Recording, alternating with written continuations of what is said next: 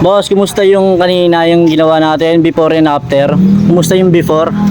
Kanina, akala ko wala nang pag-asa eh. Kasi sobrang parang hindi na talaga kaya. Tapos yun, pinagawa ko dito sa J Pro Works. It's goods. Solid. Anong recommend? Mama-recommend, boss? It's dito. Kanya to.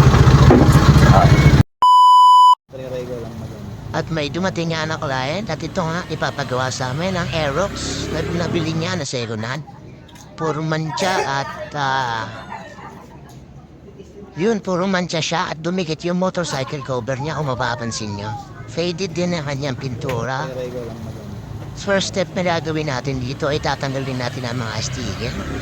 At pagkatapos ay lilihain natin para kuminis ang kanyang pintura. At pagkatapos ay kailangan natin siyang i-buffing ng 3 beses. Sa akin, sir.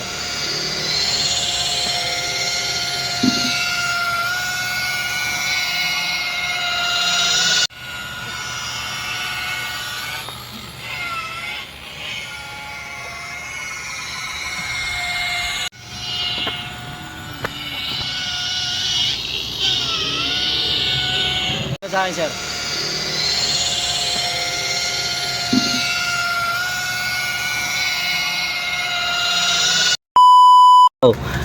Boss, kumusta yung kanina yung ginawa natin before and after? Kumusta yung before? Kanina, akala ko wala nang pag-asa eh. Kasi sobrang parang hindi na talaga kaya. Tapos yun, pinagawa ko dito sa J Pro Works. It's goods. Solid. Anong recommend? Mama-recommend, boss? It's dito. Kanya to.